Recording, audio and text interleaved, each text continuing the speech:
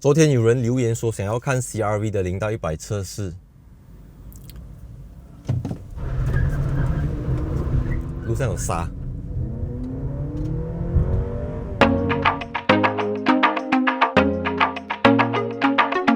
这个是第6代的 Honda CR-V， 我现在人在泰国清迈，准备要来测试这个 New CR-V 1.5 Turbo 跟 2.0 eHEV 的版本。那 Honda CR-V 从2003年就开始在马来西亚 CKD 本地组装，就是说从2003到2023这20年里面，马来西亚人已经见证了第2代、第3代、第4代、第5代。还有这个即将在2023年12月、2024年头来到马来西亚的第6代 Honda CR-V。影片开始之前呢，记得订阅、subscribe 我的 YouTube 频道 ，follow Instagram account。Let's go！ 那今天这集会分为上下2个 part。Part 1会介绍1.5 Turbo 的 CR-V，Part 2是2.0 Liter eHEV 的 New CR-V。Let's go！Good morning。之前2天我已经驾了 CR-V 1.5 Turbo 从清迈到去chiang rai，那现在我就跳上来这个2.0 Liter eHEV 的版本。那今天这集影片就是你一定要看了第1集，你才可以对这个第6代 CR-V 有基本的认识。然后我们进入第2个 stage， 我就会解释分享我自己的看法，为什么如果你要买 CR-V， 你一定要买这个2.0 eHEV， 也就是Hybrid 的版本。那为什么我这样讲呢？你看我们现在在市中心驾，轻轻的点，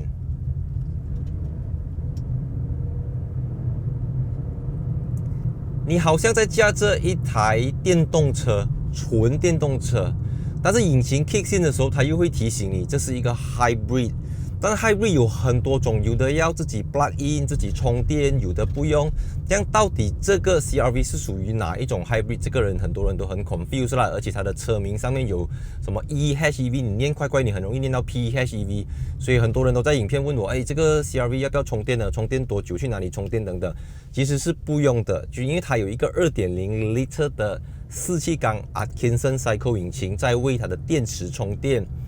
如果你熟悉 Honda 来讲，它的 Hybrid 系统已经进入了很多个阶段，从最早的 IMA、IDCD 再到 IMMD。所以简单的来讲呢，现在我们驾的这个 IMMD 呢、IDCD 呢，引擎负责了 80% 的工作，就是 80% 都是引擎在工作，另外 20% 才是它的电动马达跟电池组在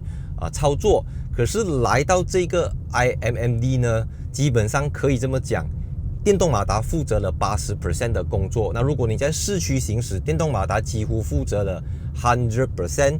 all the time， 这个引擎只是作为一个配角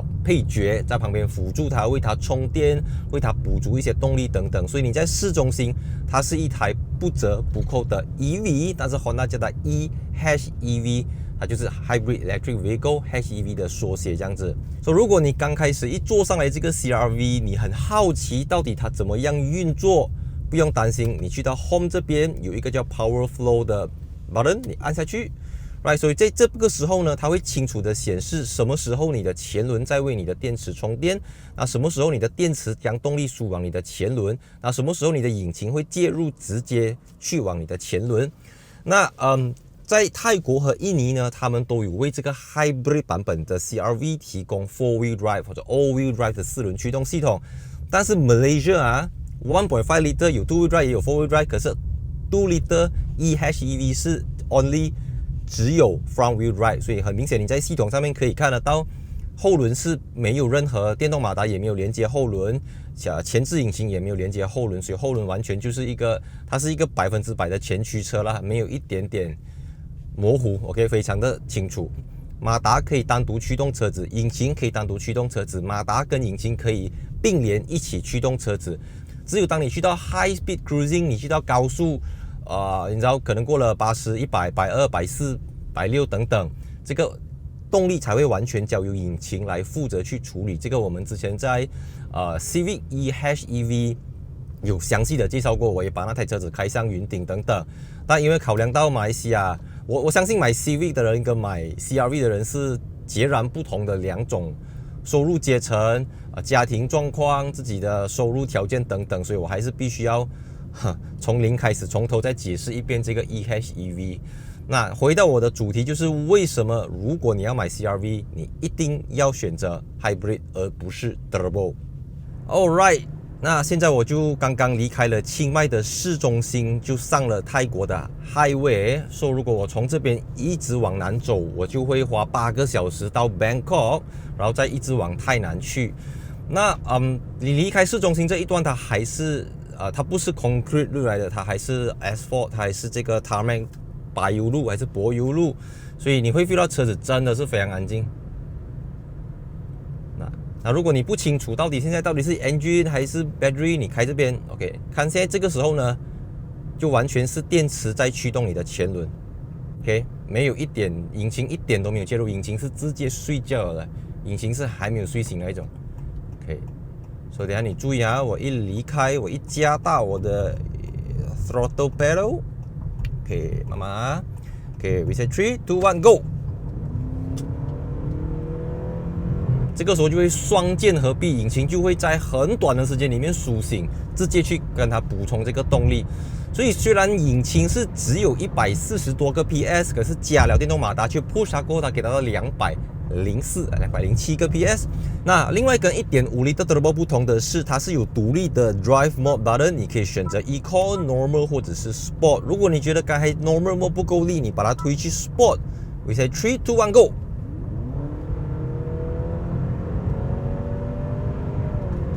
这个 engine sound 啊，它好像一个 2.0 L 四气缸 turbo 的声音。那据我所知，就好像 Civic EHEV 这样子 ，Honda 是有在它的音响系统加入了一些声音混合起来，让它听起来比较 premium， 不是那种很高亢、很单薄的声音。所以你一踩，你好像加一个 turbo， 你一松开油门，你好像加一个 EV。这个就是 hybrid 的好处，因为你可以鱼与熊掌兼得，真的，你要像一个 EV， 它可以像一个 EV， 又不用充电；你要像一个 Turbo， 它给你 Turbo 的扭力，它给你 Turbo 的加速感。因为当然是电动马达就可以提供335个Nm，它已经绝对是 1.6、1.8 Turbo 的这种扭力表现了，觉得非常的好。你看，踩。只是我们没有办法关闭这个所谓的 fake sound 啦，所以我们不知道到底实际上的声音是怎样子。But doesn't matter 啦，你就这样加吧嘛，对不对？可以，所以我们现在回到我们的这个 Google Map。为什么我讲买 CR-V 一定要买 Turbo？ 大家知道，在整个汽车市场上呢，整个汽车的世界里面，共享引擎是一件非常普遍的事情，甚至共享平台。打个比方，Daihatsu 最好的东西，你会在最入门的 Toyota 身上看到，那 Toyota 最好的东西你会在最入门的 Lexus 身上看到。同样的道理，我们放在 Volkswagen 你去到 Volkswagen Touareg， 它的底盘甚至引擎都跟 Audi Q7 都跟 Porsche Cayenne， 甚至到 Lamborghini Urus、Bentley Bentayga， 所以共享是一件非常普遍的事情。所以你在 Camry 身上看到的东西，你会在 Lexus 身上看到；你在 RAV4 身上看到，你会在 NX， 你会在 RX 看到。可是 Honda 呢？因为 Honda 有 Acura、MDX、RDX， 可是 Acura 是一个北美市场的东西，所以我觉得这个 2.0 EHEV 的 Powertrain 它已经是足够上放到，就是推到去 Acura 或者是 Lexus 这个 level 的引擎动力输出。那 1.5 Turbo CVT 我觉得不能。你把一台，我很难想象一个像 Lexus 这样子的车，或者一个像 Acura 这样子的车用 1.5 L Turbo CVT， 可是这个可以，因为这个引擎它真的是又可以挑战 EV，它又可以挑战纯汽油车 2.0 NA 3.0 L V6， 它绝对能够办得到这样子的事情。所以我觉得买 CR-V 除非你真的觉得EV 可能车价会比较高，然后你很担心以后的电池，虽然 Honda 已经给了你8年Limited Mileage 的Battery Warranty， 但是你还是有诸多顾虑的话，你就买回 1.5 Turbo。 所以我觉得 1.5 L Turbo是一个相对保守的动力输出，但是你也没有很多惊喜，你不会得到更多额外的快乐，你不会享受到 Instant Torque，瞬间扭力的这种感觉，你就是好像加上一代的 CR-V Facelift， 可是这具引擎没有，这个引擎绝对让这台车子整个是脱胎换骨了。昨天有人留言说想要看 CR-V 的0到100测试，路上有沙。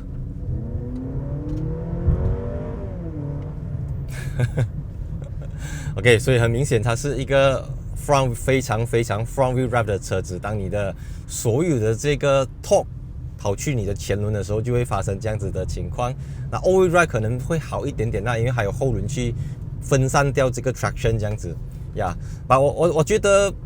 我上网看了啦 ，CR-V 1.5 Turbo。CR-V 2.0 eHEV CR-V 2.0 PHEV 他们的0 to 100是 lebih kurang 都是在9秒、9.2秒、9.3秒、9.4秒等等。所以如果你想要买一个 SUV， 你要0到100 I mean Tiguan is waiting for you， Tiguan R-Line I mean Tiggo 8 Mazda CX-5 2.5 Turbo 绝对做得比它好。所以 I mean CR-V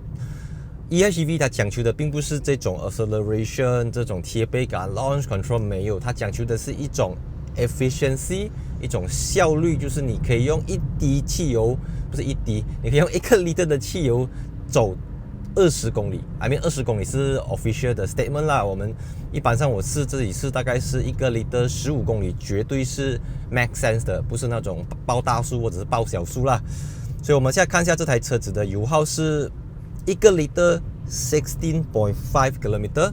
这个是based on昨天还有今天我刚刚这样子驾的一个数据啦。然后我们并不是很斯文的在驾，所以如果我们这样子来 lap 的话，都是1个 liter 16.5。I mean 如果你很斯文的驾1个 liter 18、19，绝对是没有问题的。那如果是 turbo 的话，你做到最好顶呱呱也是1个 liter 14而已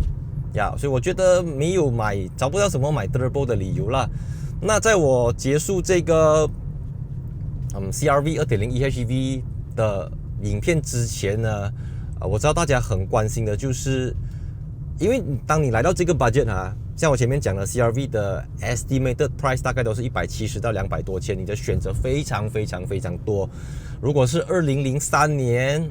或者2008年，你要买一个 C segment SUV， 你的选择不多。你左看右看就只有 CR-V， 你上看下看就只有 CR-V， 你没有的选择嘞，没得赶。可是现在如果你要买 CR-V， 你大把选择一大堆。那首先来讲，我自己最熟悉的 Mazda，我昨天一路上开着 1.5 Turbo 的 CR-V 从 Chiang Rai 回来 Chiang Mai，当每一次我在入弯的时候呢，我没有办法去享受，就是我会没有这么有信心，我会有点迟疑。它绝对可以扫 corner， 它绝对可以什么，可是你会觉得车子很 soft，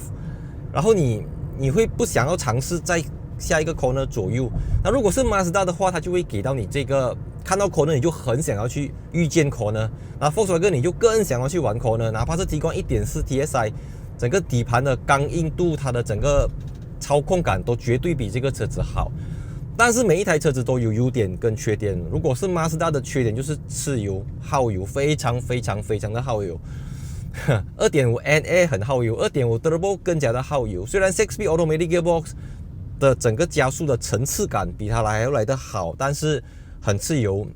然后空间小啦，后排空间小等等。所以我没有办法告诉你到底 CX-5 比较好还是 CR-V 比较好，纯粹是你这个司机本身你自己的 driving behavior， 你的驾驶习惯是这样子。你习惯看到 corner 你就烧，还是你 corner 你就是放慢或者踩 brake， 或者也不要踩油了，就这样子跟着那个路这样lean，这样来讲去，这样我觉得 CR-V 是 OK。但是如果你是驾惯 Conti 车，你驾惯欧洲车来讲，我觉得这个车子真的很难满足到你啦。那 X-Trail 其实我整体上我觉得 CR-V 的整个 handling 表现是很接近 X-Trail 的，它跟 X-Trail 可以说是同样一个东西啦。那很多人可能已经忘记了，在马来西亚第一个 hybrid 的 C segment SUV 是 Nissan X-Trail 2 liter hybrid。我之前好像是有 review 过啦，这个车子已经没有人再提起它了啦。那 RAV4 的话 Toyota 卖了1-2年之后就 discontinue， 所以现在你去 Toyota Malaysia 的 website 是不会看到 Toyota RAV4 的，没有了。然后基本上它的对手，你说 X70 吗？你看它卖到这个价钱， X70 其实 X70 现在的价钱就是 Corolla Cross、CX30、CKD 的价钱大概是这样子啦。所以我觉得我觉得你要买 XFD， 你跟你要买 CR-V， 在以前可能只是差2-3万，现在已经差了这么大的一个 gap。当然 XFD 有 XFD 的优点跟缺点，优点是便宜，第二个优点是便宜，第三个优点是便宜。结论就是为什么买 CR-V 一定要买 2.0L eHev， 因为你虽然驾着一个 non-premium 的 premium look C segment SUV， 可是这个 powertrain 我觉得是一个 premium car 的一个 premium brand 的 powertrain 啊，它已经可以放去 Lexus， 它已经可以放去 Acura， 它已经可以放去 Audi 这样子的一个东西啊。无论是它的 NVH， 它的宁静性、肃静性、竞速性，还有 NVH 表现等等，真的，我觉得这个 2.0L 的 eHev 是被大部分人给低估了的。所以欢迎你去试驾，你就可以得出自己的一个结论，这样子。好像我现在停在红绿灯，我的 OK， 我们这边看啊 ，OK， 我的引擎是没有在动，我的 battery 就放在那边，所以我的冷气是冷的啊，冷的啊。如果你用那种什么 iStop 啦、Ideal Stop 啦，当你的engine cut off 之后 ，aircon 是没有 temperature 的，它不会冷的，它不会制冷的。OK， 所以这个就是买 hybrid 的好处，而且它因为电池是算是加大了啦，现在是 1.06 kWh 的 lithium battery pack。So 你停一个红绿灯，可能你停1分钟、2分钟，2分钟太夸张了 ，I mean 1分钟或者90秒 ，engine 不会 kick in 的，它可以大焊到很久很久。OK， 现在走了，你看已经极安静，现在就是一个 EV，totally EV。你可以一直用 battery 来驱动你的前轴 ，as long as 你不要太大力的踩油门，或者你不要上到太高速，你就一直这样子，一直这样子。你看它几时会用到 battery 完，它可以走很远很远，I mean 比之前那个IDCD 的 Honda 走得更远，这样子，很远很远那一种。I mean 现在的 PHEV。Honda 刚刚为 CR-V 提供了一款 ePHEV， 那个是在英国第一个 PHEV 的 CR-V 啦，还是在欧洲。同样是 2.0L 的 petrol engine， 但是多了 17.7 kWh 的锂离子电池。那 eHev 只有 1.06 kWh， 它的 EV range 是82公里 ，maximum input one phase 6.8 kW AC 慢充，2.5个小时可以充到 100%。如果用 3-pin plug 的话是 7.7 个小时，但神奇的是这个 ePHEV 跟 eHev 的动力数据居然是一样的，所以这个 CR-V 是一个一鱼多吃，它既有 1.5 turbo， 它有 2.0 eHev， 它有 2.0 PHEV， 但是它没有 2.0L naturally aspirated， 它也没有 2.4、2.5 没有，所以它的 powertrain 就是这3种。可是，在 Malaysia 是只有 1.5 VTEC Turbo 跟 2.0 eHev， 没有 PHEV， 而且我觉得也不eHev 都卖200多千了，ePHEV 要卖多少钱？300千，right？ So 预知更多关于 CR-V 的详情，欢迎看回去上一支的 Part 1 CR-V 的影片。那还有什么疑问，大家欢迎讨论。从上一集到这一集。可以给大家做一个更加清晰的认识，因为我相信从2024年，我们给它走一个6年的 cycle 啦，2024、2025、2026、2027、2028、2029、2029，到那个时候我不知道 CR-V 的定位会怎样啦。到时候 EV 在路上会不会满街都是啊？会不会有10%、20% 的 market share？ 我们不知道。但是从2024年开始，这个 CR-V 会成为很多人要买一个 C segment SUV 之前的考量，可能不是第一首选，不过至少它会占一个很大的一个位置给你去分析跟比较啦。所以我是在如果喜欢你们记得分享，订阅 follow 我的 Instagram account，like 一下 Facebook page，and see you in my next video。你看我讲到现在它还是 battery 在走，然后我一松开油门，它的 front axle 就会为 battery 充电。你看这么久了嘞，我走了很久了，你看 engine 都没有 kick in 嘞。你要 engine kick in， 你就大大力踩 go， 它才会来。然后它的 engine 是很好听，它不像 1.5 hybrid 的 city hatchback 或者 HR-V 这样子。你去试了，你就明白我在讲什么了啦。非常感谢大家收看第6代 CR-V 的 First Drive 影片 Part 1到 Part 2， 从 1.5 VTEC Turbo 到 2.0 eHev 的影片。我觉得台北是最适合来试驾车子的啊，因为这个地形比较复杂，你可以走 highway， 你可以弯度，你可以进行弯道、大弯、小弯，全部都能够测试得到。而且刚好现在是11月，所以这边早上昨天我在枪瑞大概只有20度，现在即便太阳这么烈，也是24度而已。所以比起马来西亚来讲，是非常的。你会比较心平气和的在讲车啦，因为没有这么热，你不用一直流汗。然后我很喜欢台北这边，是因为它的空气湿度比马来西亚低，所以你不容易流汗，不会好像国手那这样子啦。至于这个第6代 CR-V 会不会成为 Car Plus Dog.My 的 Editor Choice Car C Segment of the Year 2023-2024，我们到时候再来看。我是戴主义，喜欢我的影片记得 follow Instagram account, like Facebook page, and see you in my next video. 3, 2, 1 cut.